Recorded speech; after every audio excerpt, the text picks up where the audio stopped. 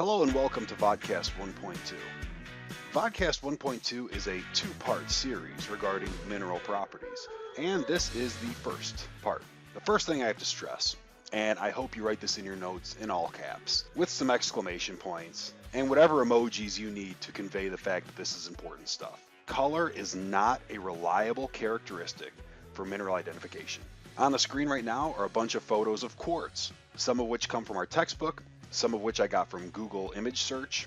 But if you take a quick look, you're going to see that quartz can come in a variety of colors. You have rose quartz, which is a really pretty pinkish color. You have a greenish quartz, which is probably easily confused with olivine if you look ahead in your textbook. There's a milkyish white quartz. You have glassy quartz. You have a sort of earthy, kind of dullish orange or brown colored quartz. And there's even a dark smoky quartz. It's important to emphasize that all of the minerals shown on the screen are quartz, but because they come in so many different colors, we can't use color as a diagnostic property for determining the composition of a mineral.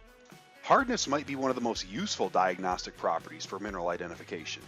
And hardness, quite simply, is a mineral's resistance to abrasion or scratching. We typically measure hardness on the Mohs scale, and the Mohs scale of relative hardness, which is shown on the far right side of your screen, is a very nice, user-friendly, easy-to-use 1 to 10 scale, where 10 is the absolute hardest mineral in nature, that's diamond, and 1, talc, the softest mineral. Now, how do we test hardness and how is it used for mineral identification? Let's watch a really brief video that shows how a hardness test is actually conducted.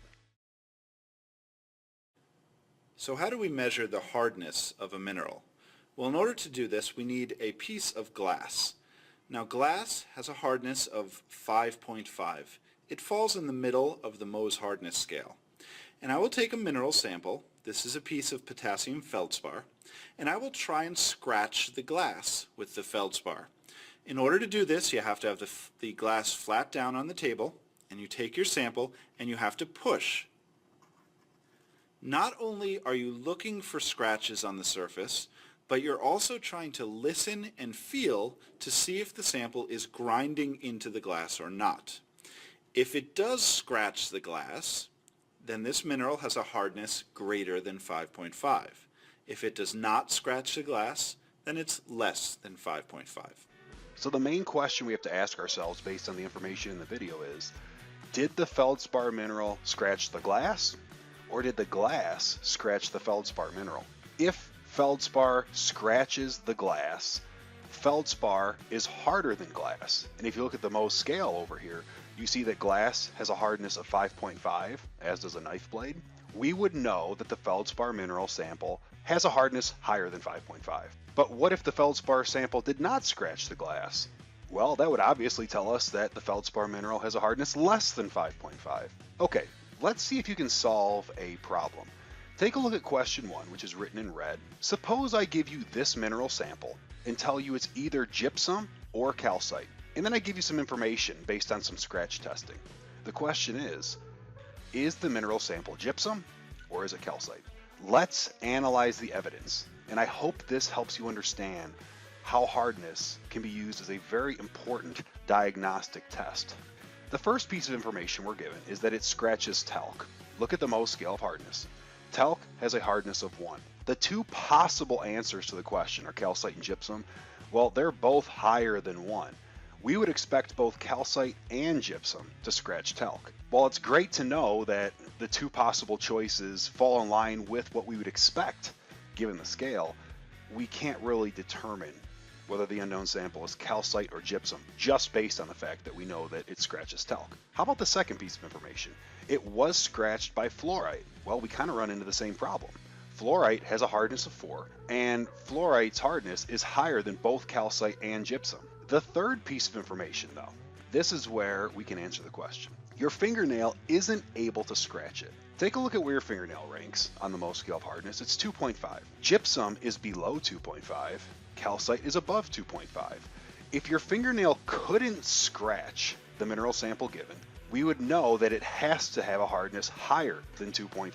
Your fingernail, in theory, should be able to cut into gypsum if you press hard. So based on this information, we can infer that the unknown mineral sample that I gave you is calcite. The last piece of information says that a penny would be able to scratch it.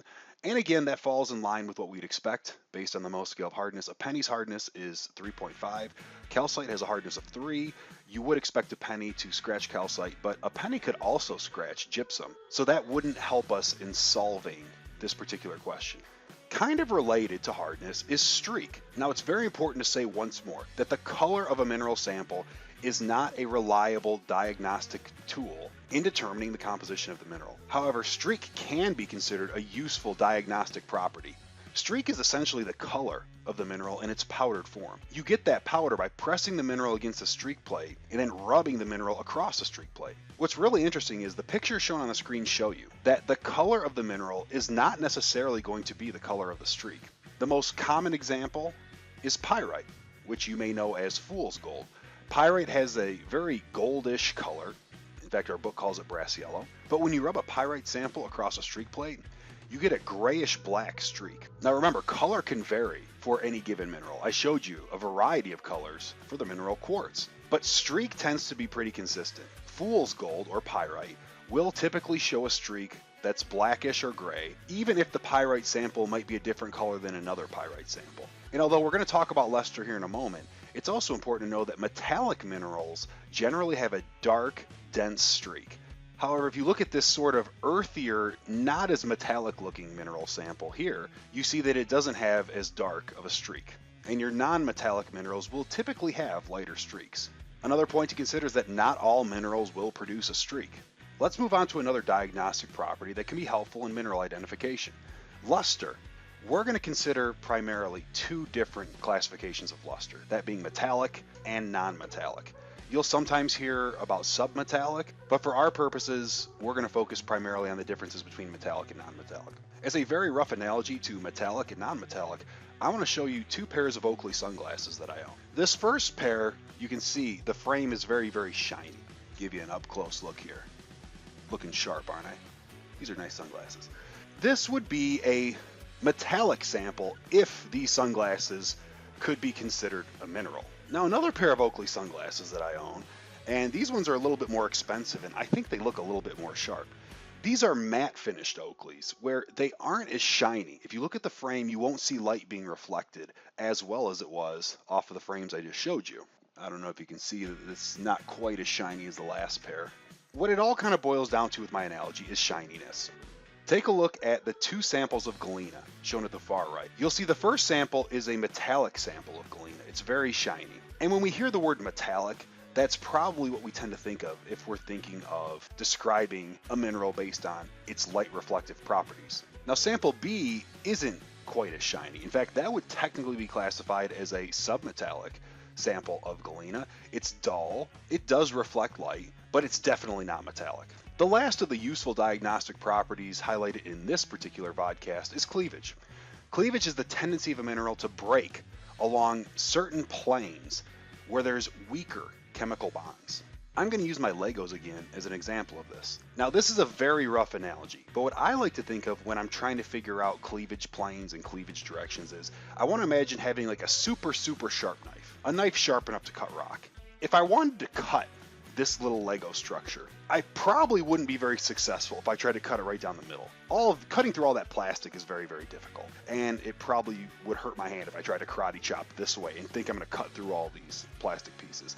But if you look closely, you're going to see that there are little gaps that run sideways through each one of these layers. So here's a gap.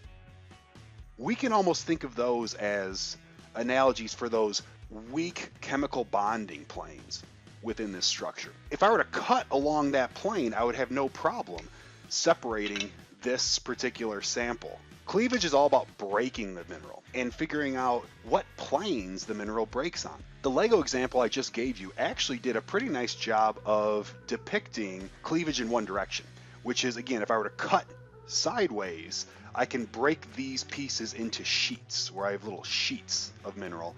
And if you look at example A, cleavage in one direction, you can almost imagine taking a knife and being able to cut little sheets, almost like you're cutting into a loaf of bread along that one direction, right? You cut the bread and you cut and then you cut. You're only cutting in one direction when you're doing that. One mineral sample that does this quite well is muscovite, which comes from the mica family, and it will actually cleave into these nice layers or these sheets. you can only really break it in that one direction because that's where it's weakest. How about example B? We're now considering a feldspar mineral sample. And you see that feldspar has cleavage in two directions at 90-degree angles. So you can see that the top sliced nice and flat straight across. And then that right-hand side, you were able to cut straight down perpendicular to the top.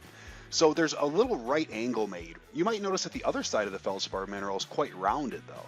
So this is cleavage in only two directions at 90-degree angles. This feldspar sample would not make a really cool cube like halite tends to make. You can also have cleavage in two directions where there are no right angles made. And hornblende is a great example of just that. So the top, again, you can imagine slicing straight across horizontally on the very top of this hornblende sample. But you aren't going to form a right angle here because if you look at the side labeled 2, you see that it almost forms a hill. It kind of cuts down at an angle. In fact, there is an oblique angle shown there of 120 degrees. Another cleavage possibility is what you see in example D. That's cleavage in three directions at 90-degree angles.